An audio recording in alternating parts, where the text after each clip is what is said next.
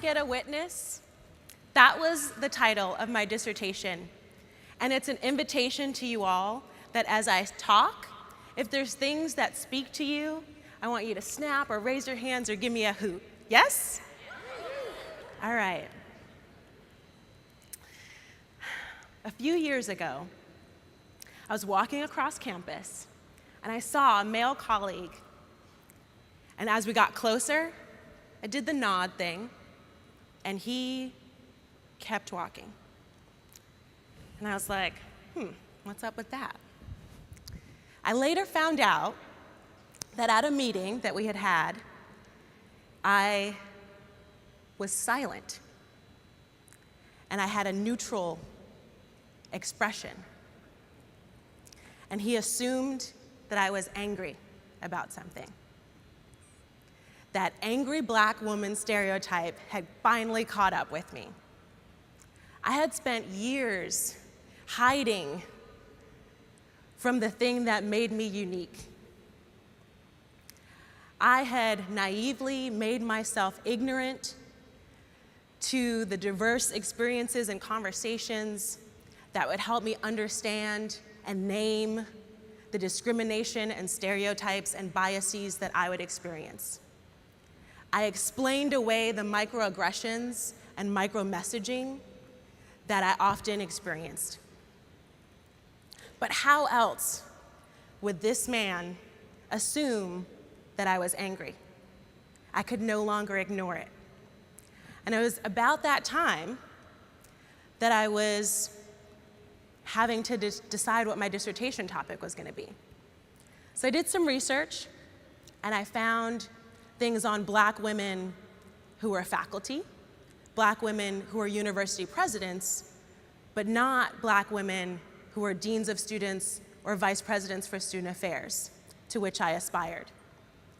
I wanted to see myself in those roles, but something was making it so they weren't there.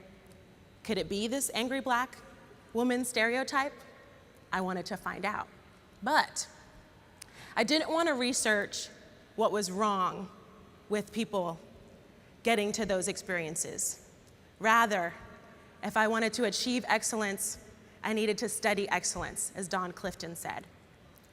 So I looked at positive psychology, and I found people who were already in those positions of deans and vice presidents for student affairs, and I asked them, how did they get to and how did they sustain in those positions? So I did my study, I published the findings, and then I began to figure out how to make sense of what they shared with me. And so today, I'm going to share that with you, so hopefully we can create the pathway to senior leadership. The first component of this resilience tree. Now you may ask me, why a tree? A tree literally weathers storms, right? A tree can bend and be flexible and come back. So a tree is resilient, so that imagery worked for me to not only explain what I learned, but for you to hopefully remember it beyond today. The first component is the roots and the bark, together as a unit. For a tree, the roots and the bark allow the nutrients and the nourishment of the environment to come inside. For my participants, that looked like going hiking or finding spaces or escapes where people looked like them, so beauty parlors or church. Now, I was finding it difficult figuring out what that meant for me because those activities didn't really align with how I found spaces to escape. And it was at that time that a supervisor said to me, find something that grounds you. Find something that allows you to turn the switch off, no matter what your work is or what's going on at work. Find something that allows you to not have your work be your identity. And I realized that for me, those things were Latin partnered dance, Bikram yoga, and journaling as an introvert.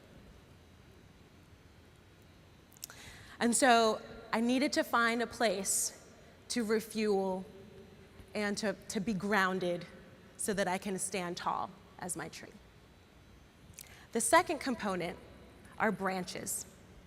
Now for a tree, the branch allows the tree to spread out, to seek sunlight. For a student affairs professional, that looks like finding the people who can help you expand what you believe is your potential and to seek your career goals.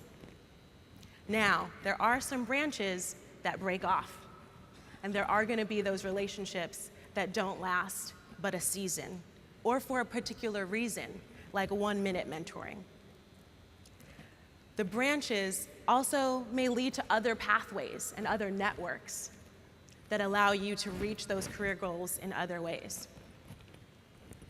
I know many of you have gotten to the places where you are in your profession because someone tapped you on the shoulder and said, hey, have you thought of this opportunity or this experience? And that was true for my participants as well. Now, for Black women in particular, and those that were in my study, it's a risk to accept help or ask for help because of presumed incompetence in the workplace. And so it was really hard for my participants to talk about who were those people who were mentoring them, and only in hindsight did they call them mentors. It is also hard for those who want to mentor a Black woman to identify when she needs help. In the book, Shifting the Double Lives of Black Women in America, they talked about how when a Black woman is truly stressed or maybe almost going to depression, she looks her most on top of things. Things are so organized and she's just looking sleek. But really on the inside, she's screaming for help. And so that makes it difficult to be a branch.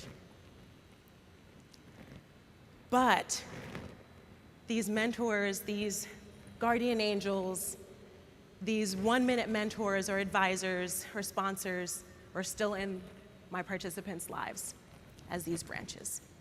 And that was a lesson that I had to learn.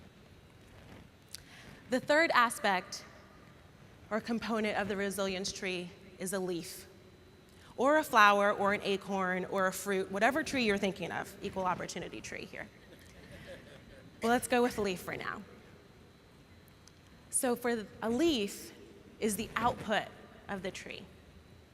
And typically it's the most visible aspect.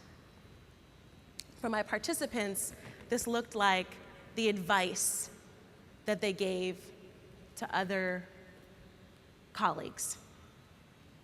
And how this made them resilient was it gave them an opportunity to put their experience to words, to pause for a moment in their journey, look back and reflect, and be able to see how far they had come so that they can recognize that they had something to give to then be prepared to continue moving forward on their journey. Now, for many of my participants, looking for someone to talk to was difficult because they were often the SSAO of the campus. And so they needed to look to their peers to be a sounding board. So often in a conversation, they were both being able to be a branch and a leaf, and vice versa. Being able to pour into someone and receive advice on certain aspects of what they were going through. The fourth and final component is soil, or the ground. Once the leaf, or whatever it is, falls off and goes into the environment, those people that you might have impacted contributes to the environment and the culture and the campus that's around you. Now, whether that's supportive or not is another story. As I was finishing up my findings, one of my participants called me and said, I'm resigning from my position. And I assume, she didn't share, but I assume that she figured out that somehow this position she had been in for years no longer was a fit for her, or somehow the values that she had no longer aligned with the direction that the institution was going in. And so she had to figure out when to uproot and replant. And that's important, especially, isn't this a gorgeous photo?